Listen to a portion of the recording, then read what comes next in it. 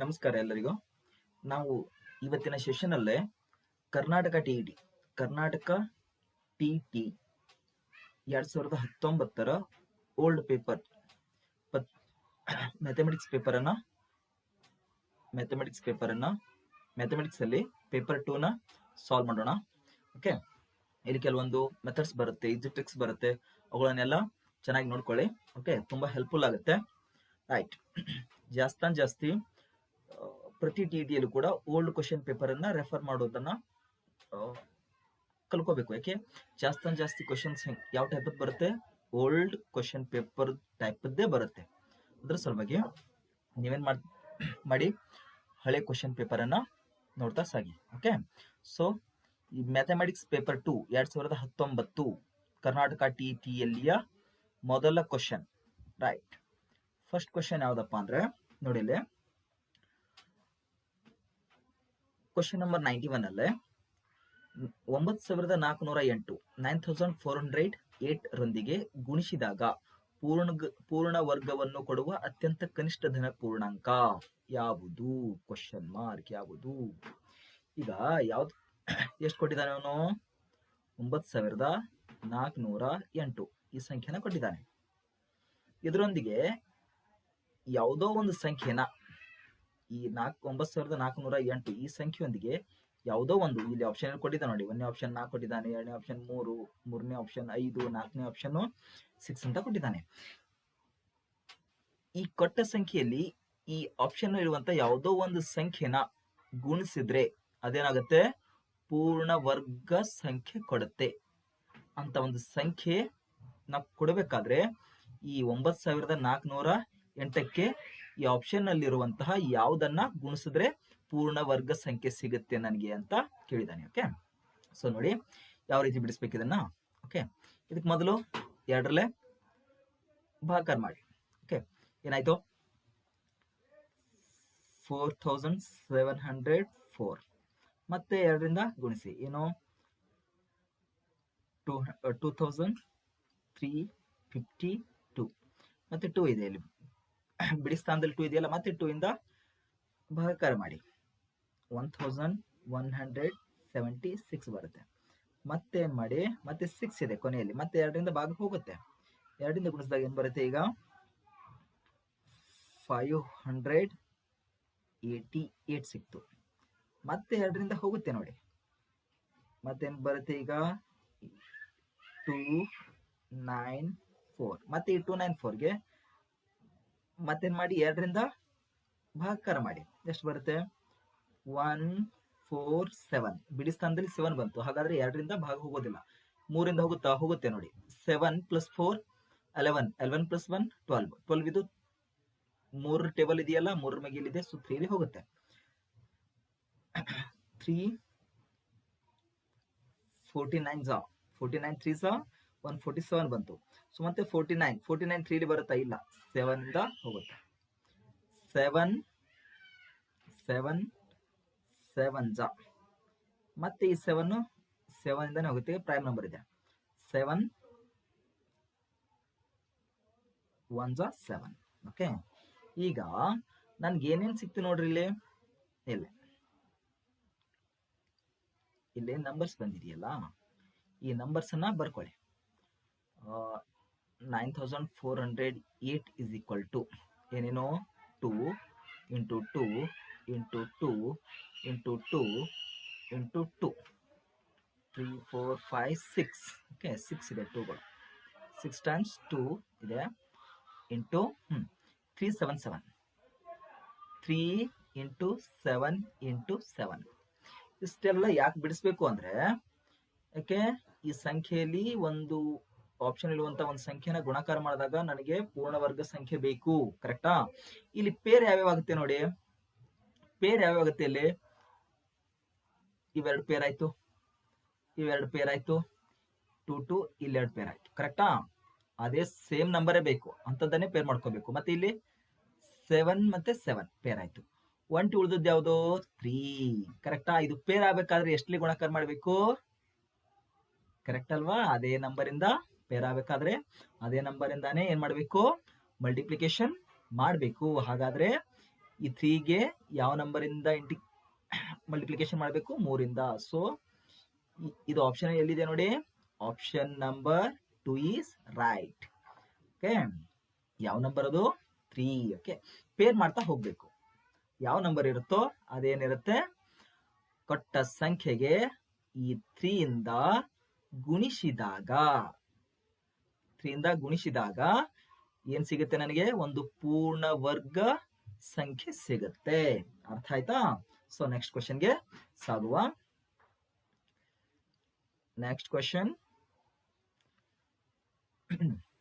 ಒಂದು ಆಯತ ಘನದ ಉದ್ದ, ಅಗಲ ಮತ್ತು ಎತ್ತರಗಳು ಕ್ರಮವಾಗಿ x+3 ಉದ್ದ ಕೊಟ್ಟಿದ್ದಾನೆ. ಲೆಂತ್ ಅಂತ ಬರ್ಕೊಂಡಿದ್ದೀನಿ. ಲೆಂತ್ ಎಷ್ಟು ಕೊಟ್ಟಿದ್ದಾನೆ? ಆಯತ ಘನದ ಉದ್ದ x+3 ಕೊಟ್ಟಿದ್ದಾನೆ. ಹಾಗೆ ಅಗಲ ಎಷ್ಟು ಕೊಟ್ಟಿದ್ದಾನೆ? ಬ್ರೆಡ್ತ್ x-2 ಕೊಟ್ಟಿದ್ದಾನೆ. ಹಾಗೆ ಎತ್ತರ ಎಷ್ಟು ಕೊಟ್ಟಿದ್ದಾನೆ? x-1 ಕೊಟ್ಟಿದ್ದಾನೆ. ಹಾಗಾದ್ರೆ ಆಯತ ಘನದ ಗಾತ್ರವು, ಓಕೆ, ಆಪ್ಷನ್ಸ್ ಎಲ್ಲ ಕೊಟ್ಟಿದ್ದಾನೆ. ಓಕೆ, ನೋಡೋಣ ಯಾವ ಆಪ್ಷನ್ ಬರುತ್ತೆ ಅಂತ.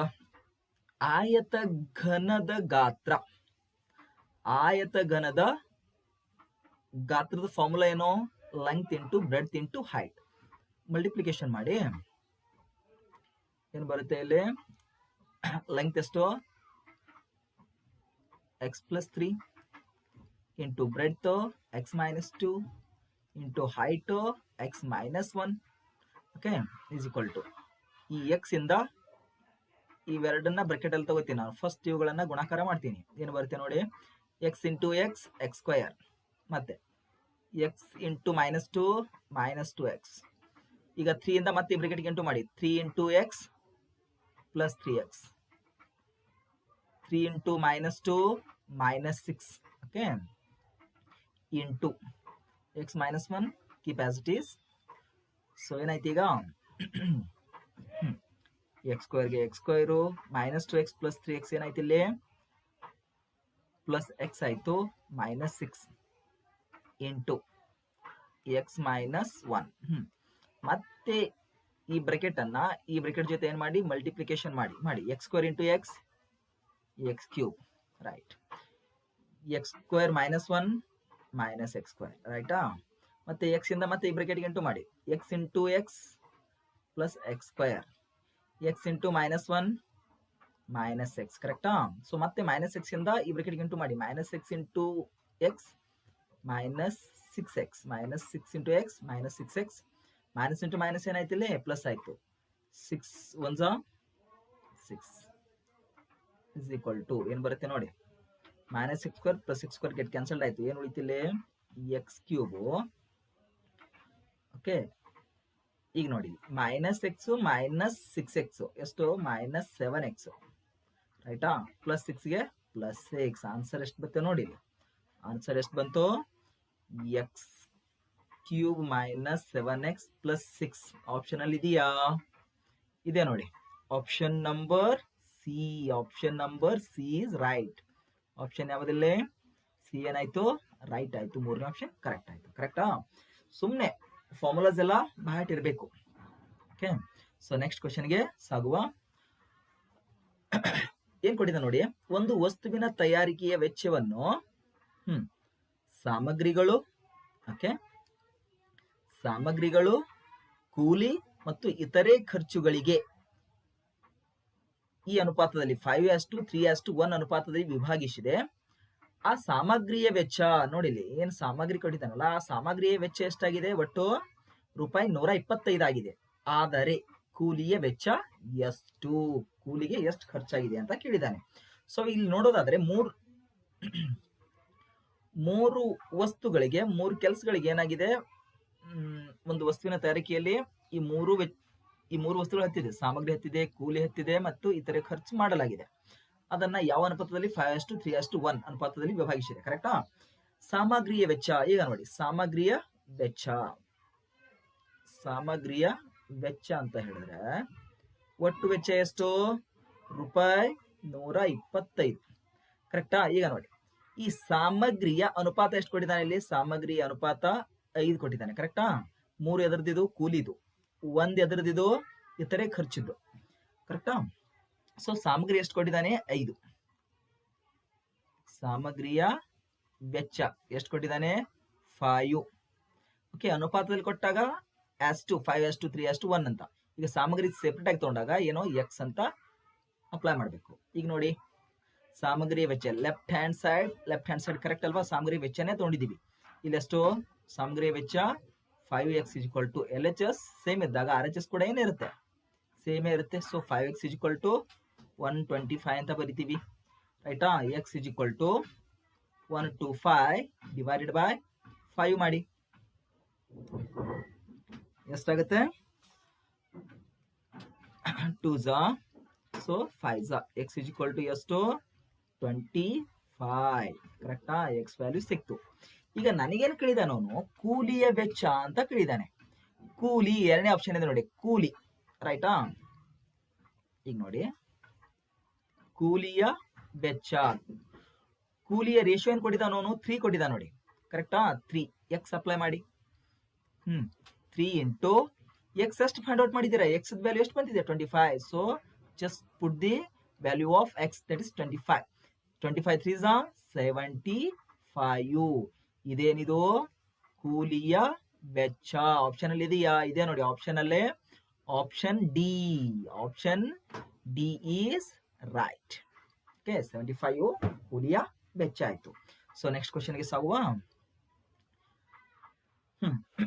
ಕೊಟ್ಟಿರುವ ವಿನ್ಯಾಸದಲ್ಲಿ ಬಿಟ್ಟು ಹೋಗಿರುವ ಸಂಖ್ಯೆ. ಈ ವಿನ್ಯಾಸ ಕೊಟ್ಟಿದ್ದಾನೆ ನೋಡಿ.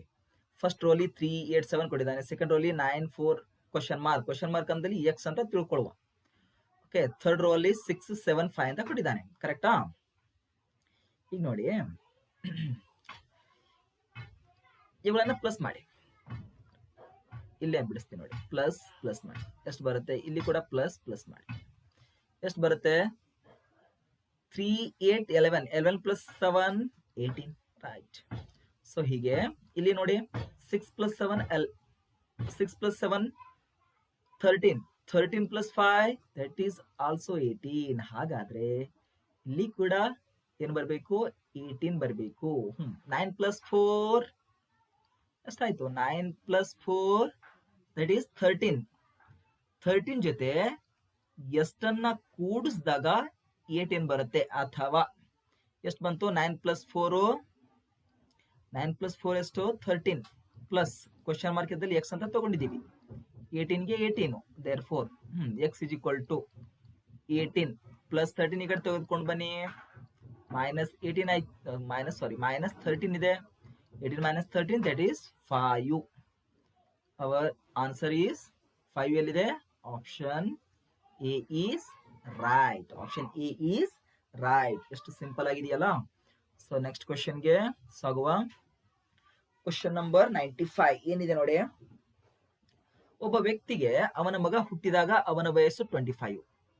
ಒಬ್ಬ ವ್ಯಕ್ತಿ ಅವನ ಮಗ ಹುಟ್ಟಿದಾಗ ಆ ವ್ಯಕ್ತಿಯ ವಯಸ್ಸೆಷ್ಟು? 25 ಬರೆದಿ ನೋಡಿ. ಮಗ ಹುಟ್ಟಿದಾಗ ವ್ಯಕ್ತಿಯ ವಯಸ್ಸು 25 ಆನ್ಸರ್ ಅಲ್ಲಿ, ಕರೆಕ್ಟಾ?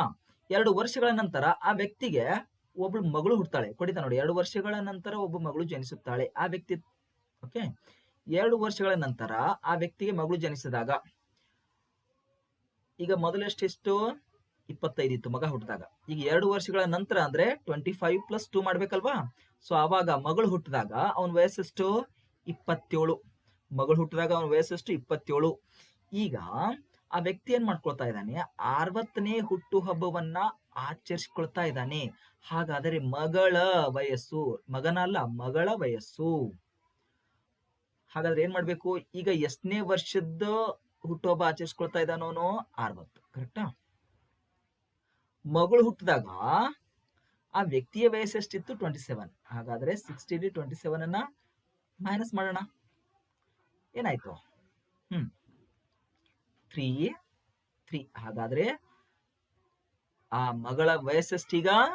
ಆ ವ್ಯಕ್ತಿ 60ನೇ ಹುಟ್ಟುಹಬ್ಬವನ್ನು ಆಚರಿಸುವಾಗ ಮಗಳ ವಯಸ್ಸೆಷ್ಟಾಯ್ತು? 33 ಆಯ್ತು. 33 ಎಲ್ಲಿದೆ ಆಪ್ಷನ್ ಅಲ್ಲಿ? ಆಪ್ಷನ್ ಬಿ ಇದೆ ನೋಡಿ. Option B is right. Okay, ಎಷ್ಟು ಸಿಂಪಲ್ ಕ್ವಶನ್ ಇರುತ್ತೆ ನೋಡಿ. ಸ್ವಲ್ಪ ತಲೆ ಉಪಯೋಗಿಸ್ಬೇಕಷ್ಟೇ. ಕರೆಕ್ಟ್ ಆಗಿ ಟ್ರಿಕ್ಸ್ ಅನ್ನ ಯೂಸ್ ಮಾಡಿದಾಗ ಆಟೋಮೆಟಿಕ್ ಆಗಿ ಆನ್ಸರ್ ಬಂದ್ಬಿಡುತ್ತೆ. ಓಕೆ, ನೆಕ್ಸ್ಟ್ ಕ್ವಶನ್ಗೆ ಸಾಗುವ. ಕ್ವಶನ್ ಏನಿದೆ? ಒಂದು ತ್ರಿಭುಜದ ಎತ್ತರವು ಅದರ ಪಾದಕ್ಕಿಂತ 4 ಸೆಂಟಿಮೀಟರ್ ಹೆಚ್ಚಾಗಿದೆ. ಒಂದು ತ್ರಿಭುಜ ಇದೆ, ಆ ತ್ರಿಭುಜದಲ್ಲಿ ಎತ್ತರ ಎತ್ತರ ಏನ್ ಮಾಡಿದಾನವನು ಎತ್ತರ ಏನಿದೆ ಪಾದಕ್ಕಿಂತ 4 ಸೆಂಟಿಮೀಟರ್ ಹೆಚ್ಚಿದೆ. ಈಗ ಪಾದವನ್ನ ಬೇಸ್ ಬಿ ಅಂತ ನಾವು ಕನ್ಸಿಡರ್ ಮಾಡೋಣ. ಓಕೆ, ಎತ್ತರ ಏನಿದೆ ಪಾದಕ್ಕಿಂತ 4 ಸೆಂಟಿಮೀಟರ್ ಹೆಚ್ಚಿದೆ. ಎತ್ತರ ಹೆಚ್ಚಿದೆ ಇಲ್ಲಿ ಪಾದಕ್ಕಿಂತ. ಸೊ ಪಾದ is equal to B is equal to ಏನಾಯ್ತು, ಪಾದ ಇಜ್ಕೊಲ್ ಟು ಎತ್ತರ ಪ್ಲಸ್ 4. ಯಾಕೆ ಪಾದಕ್ಕಿಂತ ಅದರ ಎತ್ತರ 4 ಸೆಂಟಿಮೀಟರ್ ಹೆಚ್ಚಿದೆ. So base is equal to h plus 4. Base ಅಂದ್ರೆ ಪಾದ ಇಜ್ಕೊಲ್ ಟು ಎತ್ತರ ಪ್ಲಸ್ 4 ಅಂದಂಗಾಯ್ತು. ಕರೆಕ್ಟಾ? ಹಾಗಾದ್ರೆ ತ್ರಿಭುಜದ ವಿಸ್ತೀರ್ಣವು 48 ಸ್ಕ್ವೇರ್ ಸೆಂಟಿಮೀಟರ್ ಕೊಟ್ಟಿದ್ದಾನೆ. ತ್ರಿಭುಜದ ಎತ್ತರ ಎಷ್ಟು ತ್ರಿಭುಜದ ವಿಸ್ತೀರ್ಣ ಏರಿಯಾ ಆಫ್ ಟ್ರಯಾಂಗಲ್ ಎಷ್ಟು ಕೊಟ್ಟಿದ್ದಾನೋ 48 ಸ್ಕ್ವೇರ್ ಸೆಂಟಿಮೀಟರ್ ಕೊಟ್ಟಿದ್ದಾನೆ. ಆದರೆ ತ್ರಿಭುಜದ ಪಾದ ಫೈಂಡ್ ಔಟ್ ಮಾಡು ಅಂದಿದ್ದಾನೆ. ತ್ರಿಭುಜದ ಪಾದ ಅಂದ್ರೆ ಏನಿಲ್ಲಿ ಏನ್ ಫೈಂಡ್ ಔಟ್ ಮಾಡ್ಬೇಕಂದಂಗಾಯ್ತು, ಯಾವ್ದನ್ನ ಬಿ ನ ಫೈಂಡ್ ಔಟ್ ಮಾಡ್ಬೇಕು, ಬೇಸ್ ಅನ್ನ ಫೈಂಡ್ ಔಟ್ ಮಾಡ್ಬೇಕು. ಕರೆಕ್ಟಾ? ಸೊ ಫಸ್ಟ್ ನಾವೇನ್ ನೋಡೋಣ, ಏರಿಯಾ ಆಫ್ ಟ್ರಯಾಂಗಲ್ ಎಷ್ಟು ಕೊಟ್ಟಿದ್ದಾನೆ ನೋಡಿ. ತ್ರಿಭುಜದ ವಿಸ್ತೀರ್ಣ ಎಷ್ಟು ಕೊಟ್ಟಿದ್ದಾನೆ 48 ಕೊಟ್ಟಿದ್ದಾನೆ. 1/2 into base into height is equal to 1/2 into base ಅಂದ್ರೆ ಏನು, ಬೇಸ್ ಬದಲಾಗಿ ಏನ್ ಬರಿತೀನಿ ನಾನು h+4 ಅಂತ ಬರಿತೀನಿ. h+4 ಇಂಟು ಎಚ್ ಗೆ ಎಚ್ ಅಂತ ಬರಿತೀನಿ. ಕರೆಕ್ಟಾ? ಇಸ್ ಈಕ್ವಲ್ ಟು ಕರೆಕ್ಟ್ ಆಗಿ ನೋಡಿ ಏನಾಯ್ತಿಲ್ಲ 48 1/2 ಗೆ 1/2 into H into H square plus 4 into H 4h.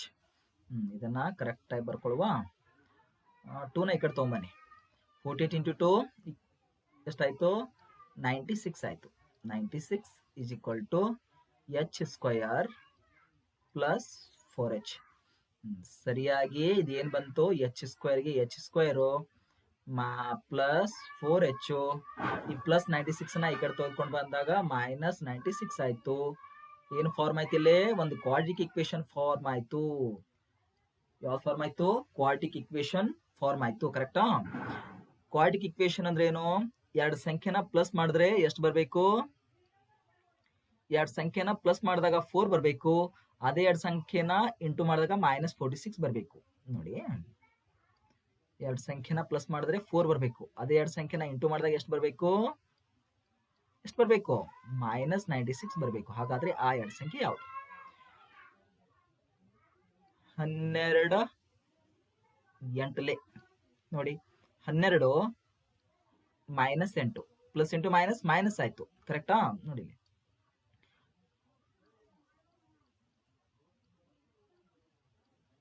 Plus into minus minus. ಕರೆಕ್ಟಾ? ಪ್ಲಸ್ ಇಂಟು ಮೈನಸ್ ಮೈನಸ್ 12 -8 ಅಂದಾಗ 4 ಬಂತು. ಕರೆಕ್ಟಾ?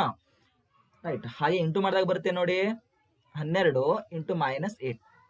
ಇದು ಪ್ಲಸ್ ಇದೆ, ಪ್ಲಸ್ ಇಂಟು ಮೈನಸ್ ಮೈನಸ್ 12 8 96. ಹಾಗಾದ್ರೆ ಆ ಎರಡು ಸಂಖ್ಯೆ ಯಾವುದು ಬರಿತೀನಿ ನೋಡಿ, H square plus 12h minus 8h minus 96 is equal to 0. Quadratic equation ನಿಮಗೆಲ್ಲ ಬಿಡಿಸು ಫುಲ್ ಪರ್ಫೆಕ್ಟ್ ಆಗಿರ್ತೀರಾ. ಸೊ ಈ ಟರ್ಮ್ ಅಲ್ಲಿ ಏನ್ ಕಾಮನ್ ಇದೆ, ಎಚ್ ಕಾಮನ್ ಇದೆ, ಹೊರಗೆ ತಗೊಳ್ಳಿ. h+12. ಈ ಲಾಸ್ಟ್ ಟರ್ಮ್ ಅಲ್ಲಿ ಏನ್ ಕಾಮನ್ ಇದೆ, -8 ಕಾಮನ್ ಇದೆ, ಹೊರಗೆ ತಗೊಂಡಾಗ ಏನಾಯ್ತು h+12 ಆಯ್ತು. ಸೊ ಕೊನೆಗೆ ಏನ್ ಬರುತ್ತೆ, h - 8 is equal to 0 or h+12 is equal to 0. therefore h is equal to 8 or h is equal to 12. h is equal to 12. ಕರೆಕ್ಟಾ? ಈಗ ನೋಡಿ h is equal to 8 ಒಂದು ಬಂತು, h is equal to -12 ಒಂದು ಬಂತು. +12 ಈ ಕಡೆ ಬಂದಾಗ -12 ಆಯ್ತು. ಯಾವತ್ತಾದ್ರೂ ಹೈಟ್ ನೆಗೆಟಿವ್ ಅಲ್ಲಿ ಇರೋದಿಲ್ಲ. ಸೊ ಅವಾಗ ಏನ್ ಮಾಡೋದು, ಈ ನೆಗೆಟಿವ್ ಏನಿದೆಯಲ್ಲ h is equal to -12 ಅನ್ನ ತಗೊಳ್ಳೋದಿಲ್ಲ. ಏನ್ ತಗೊಳ್ಳೋದು, ಹೈಟ್ ಎಷ್ಟು ತಗೊಳ್ಳೋದು 8. ಪಾಸಿಟಿವ್ ಅಲ್ಲಿ ಇರ್ತಲ್ಲ ಯಾವಾಗಲೂ ಹೈಟ್. ಸೊ ನನಗೇನ್ ಕೇಳಿದ, ನಾನು ತ್ರಿಭುಜದ ಪಾದ ಅಂದ್ರೆ ಏನು, ಬಿ ಕಂಡಿಡಿಬೇಕು. ಕಂಡಿಡಿ, ಇಲ್ಲಿ ಇದೆ ನೋಡಿ, ಬಿ ಹೆಂಗೆ ಕಂಡುಹಿಡಿತೀರಾ? B is equal to h plus 4 ಇಲ್ಲಿದೆ ನೋಡಿ. ಈ ಇಕ್ವೇಶನ್ ಅನ್ನ ಯೂಸ್ ಮಾಡ್ಕೊಳ್ಳಿ. B is equal to h plus 4. So answer ಏನ್ ಬಂತು? ಎಚ್ ಎಷ್ಟು ಸಿಕ್ಕಿದೆ ನನಗಿಲ್ಲಿ?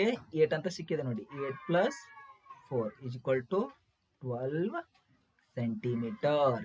ಬೇಸ್ ಎಷ್ಟು? ಪಾದ ಎಷ್ಟು? 12 ಸೆಂಟಿಮೀಟರ್. ಇದೇನ್ ನೋಡಿ, ಇದೇನಾ? 12 ಎಲ್ಲಿದೆ? ಇದೆ ನೋಡಿ. So option c is right. Option c is right. ಅಷ್ಟೇ, ನಾವು ಸಿಂಪಲ್ ಆಗಿ ಬಿಡ್ಸ್ಕೋತ ಹೋಗೋದು, ಅದು ಆಟೋಮೆಟಿಕ್ ಆಗಿ ಇರುತ್ತೆ ಆನ್ಸರ್. ಅದೇನು ಹುಡ್ಕಡ್ಬೇಕಾಗಿಲ್ಲ. ಇಲ್ಲಿದೆ ನೋಡಿ answer. Option c is right. Right, next ಕ್ವಶನ್ಗೆ ಹೋಗುವ. ಸೊ ಟೈಮ್ ಸ್ವಲ್ಪ ಹಿಡಿಯುತ್ತೆ. ನಿಮಗೆ ಬ್ರೀಫ್ ಆಗಿ ಎಕ್ಸ್ಪ್ಲೇಷನ್ ಮಾಡ್ಬೇಕಲ್ವಾ, ಸೊ ಟೈಮ್ ಹಿಡಿಯುತ್ತೆ. ಸ್ವಲ್ಪ ಗಮನ ಬಿಟ್ಟು ಕೇಳಿ.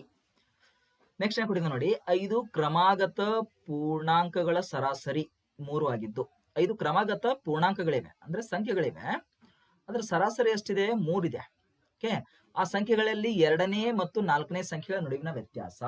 ಓಕೆ, ಫಸ್ಟ್ ಆಗಿ ನಾವು ಏನ್ ತಿಳ್ಕೊಳ್ಳೋಣ, 5 ಕ್ರಮಾಗತ ಸಂಖ್ಯೆಗಳನ್ನ ಅಥವಾ 5 ಕ್ರಮಾಗತ ಪೂರ್ಣಾಂಕಗಳನ್ನ ನಾವು ಬರ್ಕೊಳ್ಳೋಣ. 5 ಕ್ರಮಾಗತ ಪೂರ್ಣಾಂಕಗಳು ಏನೇನು ತಗೊಳ್ಳೋಣ? 1ನೇದು ಎಕ್ಸ್ ತಗೊಳ್ಳೋಣ, 2ನೇದು ಎಕ್ಸ್ ಪ್ಲಸ್ 1 ತಗೊಳ್ಳೋಣ, 3ನೇದು ಎಕ್ಸ್ ಪ್ಲಸ್ 2 ತಗೊಳ್ಳೋಣ, 4ನೇದು ಎಕ್ಸ್ ಪ್ಲಸ್ 3 ತಗೊಳ್ಳೋಣ, 5ನೇದು ಎಕ್ಸ್ ಪ್ಲಸ್ 4 ತಗೊಳ್ಳೋಣ. 1ನೇ ಕ್ರಮಾಗತ ಯಾವುದು? 1ನೇ ಪೂರ್ಣಾಂಕ ಯಾವುದು? ಎಕ್ಸ್. 2ನೇ ಪೂರ್ಣಾಂಕ ಯಾವುದು? X plus 1. 3ನೇದು ಎಕ್ಸ್ ಪ್ಲಸ್ 2. 4ನೇದು ಎಕ್ಸ್ ಪ್ಲಸ್ 3. 5ನೇದು ಎಕ್ಸ್ ಪ್ಲಸ್ 4. ಇವುಗಳ ಸರಾಸರಿನ ಹೇಗೆ ತಗೋತೀವಿ? ಎಷ್ಟು ಸಂಖ್ಯೆ ಇದೆ ಇಲ್ಲಿ? 5 ಕ್ರಮಾಗತ ಪೂರ್ಣಾಂಕಗಳು 5 ಇವೆಯಲ್ಲ, ಸೊ ಡಿವೈಡ್ ಬೈ 5 ಮಾಡ್ತೀವಿ. ಸರಾಸರಿ ನಮಗೆ ಗೊತ್ತೇ ಇದೆ. ಇಸ್ ಈಕ್ವಲ್ ಟು ಸರಾಸರಿ ಎಷ್ಟಿದೆ ಇಲ್ಲಿ? 3. ಎಷ್ಟು? 3. ಕರೆಕ್ಟಾ? 3 ಇದೆ ಇಲ್ಲಿ. ಸೊ ಅವಾಗ ಏನಾಗುತ್ತೆ? 3 ಅಂತ ಬರ್ಕೋತೀವಿ ಸರಾಸರಿ. ಈಗ ಏನಾಯ್ತು ನೋಡಿ, x plus x, 2x plus x, 3x plus x, 4x plus x, 5x plus 1 plus 2 3, 3 plus 3 6, 6 plus 4 10 plus 10 is equal to 5 into 3 ಎಷ್ಟಾಯ್ತು? 15. Right, therefore 5x is equal to 10. ಈ ಕಡೆ ತಗೊಂಡ್ ಬನ್ನಿ. 15 ಮೈನಸ್ 10 ಅಂದ್ರೆ 5 ಬಂತು. ಕರೆಕ್ಟಾ? So x is equal to ಎಷ್ಟು ಬಂತು? 5 1 5. x ಈಸ್ ಈಕ್ವಲ್ ಟು ಎಷ್ಟು ಬಂತು? 1 ಬಂತು. ಕರೆಕ್ಟಾ? ಈಗ ನೋಡಿ ಏನಿದೆ, ನನ್ಗೇನ್ ಕೇಳಿದಾನವನು? 2ನೇ ಮತ್ತು 4ನೇ ಸಂಖ್ಯೆಗಳ ನಡುವಿನ ವ್ಯತ್ಯಾಸ. 2ನೇ ಸಂಖ್ಯೆ ಯಾವ್ದಿಲ್ಲಿ? X plus 1. 2ನೇ ಸಂಖ್ಯೆ ಯಾವುದು? ಸೆಕೆಂಡ್ ನಂಬರ್ ಯಾವುದು? X plus 1. ಹಾಗೆ ಫೋರ್ತ್ ನಂಬರ್ ಯಾವುದು? X plus 3. ಎಕ್ಸ್ ಅಂದ್ರೆ ಎಷ್ಟು ಬಂದಿದೆ? 1 ಬಂದಿದೆ. 1 ಪ್ಲಸ್ 1 2. ಫೋರ್ತ್ ನಂಬರ್ ಎಷ್ಟು? ಎಕ್ಸ್ ಅಂದ್ರೆ ಎಷ್ಟು ಬಂದಿದೆ ಇಲ್ಲಿ? 1 ಬಂದಿದೆ. ಎಕ್ಸ್ ಬದಲಾಗಿ 1 ಅನ್ನ ಪುಟ್ ಅಪ್ ಮಾಡಿ. 1 ಪ್ಲಸ್ 3 4. ಹಾಗಾದ್ರೆ fourth number minus second number is equal to, fourth number ಎಷ್ಟು? 4 ಮೈನಸ್ ಸೆಕೆಂಡ್ ನಂಬರ್ ಎಷ್ಟು? 2 ಈಸ್ ಈಕ್ವಲ್ ಟು ಆನ್ಸರ್ ಎಷ್ಟು ಬಂತು? 2. ಅರ್ಥ ಆಯ್ತಲ್ಲ? ಸೊ ಆಪ್ಷನ್ ಅಲ್ಲಿ 2 ಎಲ್ಲಿದೆ ನೋಡಿ? Option c is right. Option C ಇಲ್ಲಿ 2 ಇದೆ ನೋಡಿ. ಕರೆಕ್ಟಾ? ಎಷ್ಟು ಸಿಂಪಲ್ ಕ್ವಶನ್ಸ್ ಇದೆ ನೋಡಿ. ನೀವು ಕರೆಕ್ಟ್ ಆಗಿ ಅಂಡರ್ಸ್ಟ್ಯಾಂಡ್ ಮಾಡ್ಕೋಬೇಕಷ್ಟೇ. ಸೊ ನೆಕ್ಸ್ಟ್ ಕ್ವಶನ್ಗೆ ಸಾಗುವ. ಸೊ ನೆಕ್ಸ್ಟ್ ಕ್ವಶನ್ ಏನಿದೆ, ಕೊಟ್ಟಿರುವ ಸಮೀಕರಣವನ್ನು ಅರ್ಥಪೂರ್ಣ ಮಾಡಲು ಕೊಟ್ಟಿರುವ ಯಾವ ಚಿಹ್ನೆಯು ಗಣವನ್ನು ಸ್ಟಾರ್ ಜಾಗದಲ್ಲಿ ಕ್ರಮವಾಗಿ ಆದೇಶಿಸಬೇಕು ಎಂಬುದನ್ನು ಪರ್ಯಾಯಗಳಿಂದ ಆರಿಸಿ. ಕರೆಕ್ಟಾ? ಈ ಸಮೀಕರಣ ಇದೊಂದು ಕೆಳಗಿಂದ ಏನಾಗುತ್ತೆ? ಒಂದು ಸಮೀಕರಣ ಆಗುತ್ತೆ. ಅಂದ್ರೆ ಈಕ್ವಲ್ ಟು ಇಕ್ವೇಶನ್ ಬರುತ್ತೆ. ಆ ಇಕ್ವೇಶನ್ ಅರ್ಥಪೂರ್ಣ ಆಗ್ಬೇಕಾಗಿದೆ.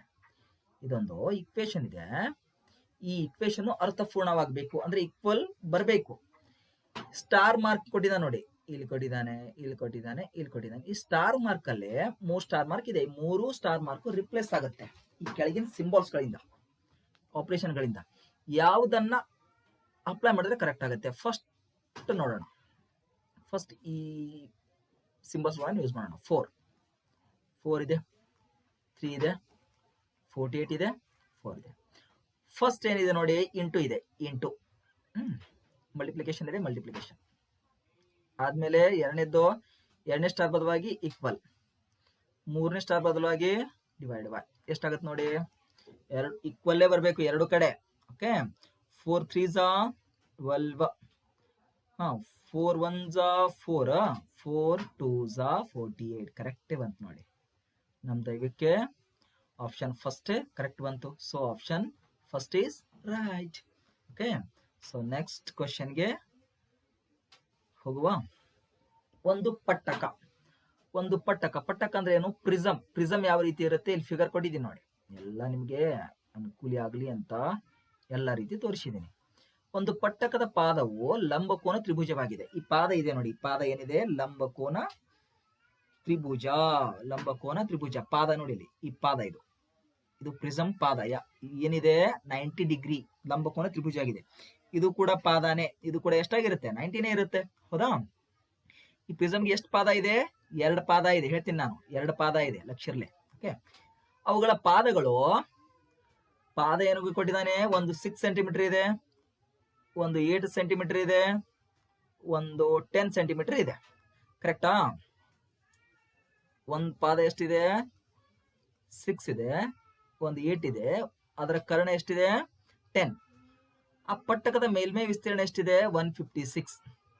ಪಟ್ಟಕದ ಮೇಲ್ಮೈ ವಿಸ್ತೀರ್ಣ ಅಂದ್ರೆ ಪೂರ್ಣ ಮೇಲ್ಮೈ ವಿಸ್ತೀರ್ಣ ಅಂದಂಗೆ ಎಷ್ಟಿದೆ? 156 ಟೋಟಲ್. ಈ ಪಟ್ಟಕದ್ದು ಮೇಲ್ಮೈ ವಿಸ್ತೀರ್ಣ ಎಷ್ಟಿದೆ? 156 ಇದೆ. ಆದರೆ ಅದರ ಪಾರ್ಶ್ವ ಮೇಲ್ಮೈ ವಿಸ್ತೀರ್ಣ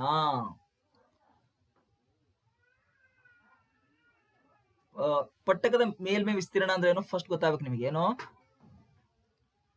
ಟೋಟಲ್ ಸರ್ಫೇಸ್ ಏರಿಯಾ ಅಂದಂಗೆ. ಪಾರ್ಶ್ವ ಮೇಲ್ಮೈ ವಿಸ್ತೀರ್ಣ ಅಂದ್ರೆ ಏನು?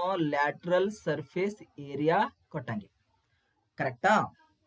ಓಕೆ, ಸೊ ಅವನು ಟೋಟಲ್ ಸರ್ಫೇಸ್ ಏರಿಯಾ ಕೊಟ್ಟು ಎಷ್ಟು ಕೊಟ್ಟಿದ್ದಾನೆ? 156 ಕೊಟ್ಟಿದ್ದಾನೆ. ಲ್ಯಾಟ್ರಲ್ ಸರ್ಫೇಸ್ ಏರಿಯಾ ಕೇಳಿದಾನೆ. ಇದ್ರ ನಡಬರ್ಕಿಂತ ರಿಲೇಷನ್ ಗೊತ್ತಿರ್ಬೇಕು ನನಗೆ. ಈ total surface area lateral surface area ನಡಬರ್ಕಿನ ರಿಲೇಷನ್ ಏನು ಇಲ್ಲಿ ಬರೆದಿದ್ದು ನೋಡಿ. Total surface area is equal to lateral surface area plus 2b.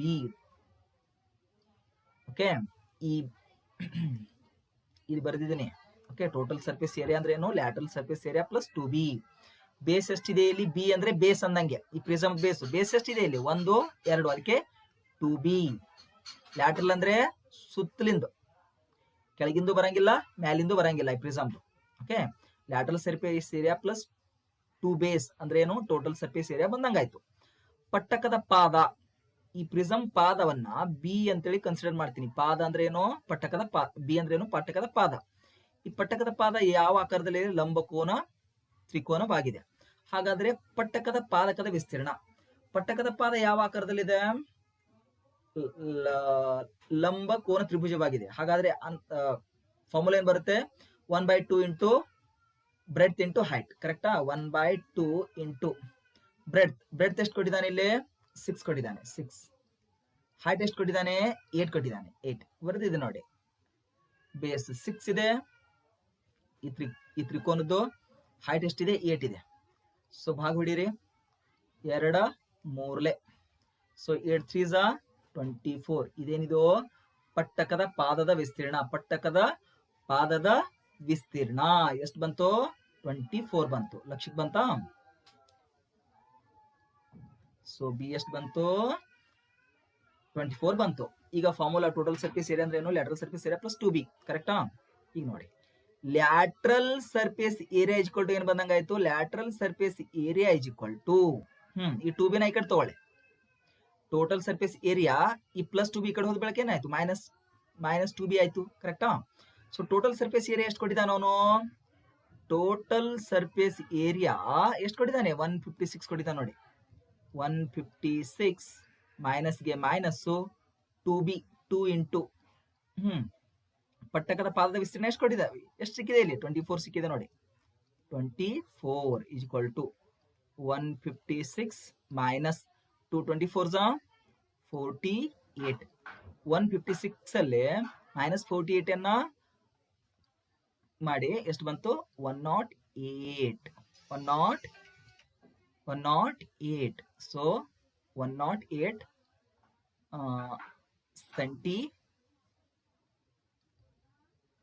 Square centimetre 108 ಎಲ್ಲಿದೆ ಆಪ್ಷನ್ ಅಲ್ಲಿ ಆಪ್ಷನ್ ಬಿ ಏನಾಯ್ತು ಇಲ್ಲಿ ಸರಿ ಆಯ್ತು ಎಷ್ಟು ಚೆನ್ನಾಗಿದೆಯಲ್ಲ ಕ್ವಶನ್ ಎಷ್ಟು ಚೆನ್ನಾಗಿರುತ್ತೆ ನೋಡಿ ನೀವು ಅದನ್ನ ರಸವತ್ತಾಗಿ ತಿಳ್ಕೋಬೇಕು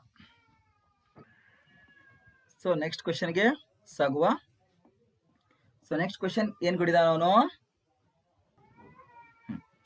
ಕ್ವಶನ್ ನೋಡಿ ಒಂದು ಲಂಬಕೋನ ತ್ರಿಭುಜವನ್ನು ಅದರ ಪಾದಕ್ಕೆ ಲಂಬವಿರುವ ಒಂದು ಲಂಬಕೋನ ತ್ರಿಭುಜ ಇದೆ ಇಲ್ಲಿ ಕರೆಕ್ಟಾ ಅದರ ಪಾದಕ್ಕೆ ಲಂಬವಿರುವ ಈ ಪಾದಕ್ಕೆ ಲಂಬ ಯಾವ್ದಿದೆ ನೋಡಿ ಇದಕ್ಕೆ ಹೆಸರು ಕೊಡಿ ABC ಅಂತ ಹೆಸರು ಕೊಡಿ ಕರೆಕ್ಟಾ ಪಾದ BCಗೆ ಲಂಬವಿರುವ ಒಂದು ಬಾಹುವನ್ನು ಯಾವ ಬಾಹು ಲಂಬವಿದೆ AB ಬಾಹು ಏನಿದೆ ಇಲ್ಲಿ ಲಂಬವಿದೆ BCಗೆ ಕರೆಕ್ಟಾ ಅಕ್ಷವನ್ನಾಗಿಸಿ ತಿರುಗಿಸಿದಾಗ ಇದನ್ನ ಅಕ್ಷ ಮಾಡಿಕೊಂಡು ಇದನ್ನು ತಿರುಗಿಸಿ ಹೀಗೆ ತಿರುಗಿಸಿ ನೋಡಿ ಹೀಗೆ ತಿರುಗಿಸಿದಾಗ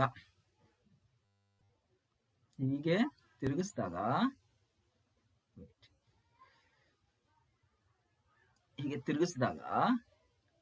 ತಿರುಗಿಸುವಂತಿದ್ದಾನ ಅವನು ಹೀಗೆ ತಿರುಗಿಸಿದಾಗ ಉಂಟಾಗುವ ಜ್ಯಾಮಿತಿಯ ಘನಾಕೃತಿ ಯಾವ ಆಕಾರ ಸಿಕ್ತು ನೋಡಿದ್ರೆ ಗೊತ್ತಾಗತ್ತೆ ಕರೆಕ್ಟ್ ಇದೆಯಲ್ಲ ಯಾವ ಆಕಾರ ಸಿಗುತ್ತೆ ಶಂಕುವಿನ ಆಕಾರ ಸಿಗುತ್ತೆ ಎಷ್ಟು ಸಿಂಪಲ್ ಆಗಿದೆ ನೋಡಿ ನಾನು ನಿಮ್ಗೆ ಹೇಳೋ ಪ್ರತಿಯೊಂದು ಕೂಡ ನಾನು ಡಯಾಗ್ರಾಮ್ ಮುಖಾಂತರ ತಿಳಿಸ್ತಾ ಇದ್ದೀನಿ ಓಕೆ ಸೊ ಈ ಒಂದು ಸೆಷನ್ ಅಲ್ಲಿ 10 ಕ್ವಶನ್ ನೋಡಿದೀವಿ ಮುಂದಿನ ಸೆಷನ್ ನಾನು ನಾಳೆ ಹಾಕ್ತೀನಿ ಮತ್ತೆ ಅದರಲ್ಲಿ 10 ಕ್ವಶನ್ಸ್ ಇದೆ ಪೆಡಾಗಜಿನ ಆಮೇಲೆ ಮತ್ತೆ ಇನ್ಸರ್ಟ್ ಮಾಡ್ತೀನಿ ಹಾಕ್ತೀನಿ ಸೊ ಇಂದು 10 ಕ್ವಶನ್ ನಾಳೆ 10 ಕ್ವಶನ್ ಮತ್ತೆ ಪೆಡಾಗಜಿನ ಅದಕ್ಕೆ ಮತ್ತೆ ಬೇರೆ ಒಂದು ವಿಡಿಯೋ ಮಾಡ್ತೀನಿ ಓಕೆ ಸೊ ಈ ವಿಡಿಯೋ ಇಷ್ಟ ಆಗಿದ್ರೆ ಲೈಕ್ ಮಾಡಿ ಶೇರ್ ಮಾಡಿ ಕಮೆಂಟ್ ಮಾಡಿ ಏನೇ ಪ್ರಾಬ್ಲಮ್ ಇದ್ರೂ ಕಮೆಂಟ್ ಮುಖಾಂತರ ತಿಳಿಸಿ ಓಕೆ ಥ್ಯಾಂಕ್ ಯು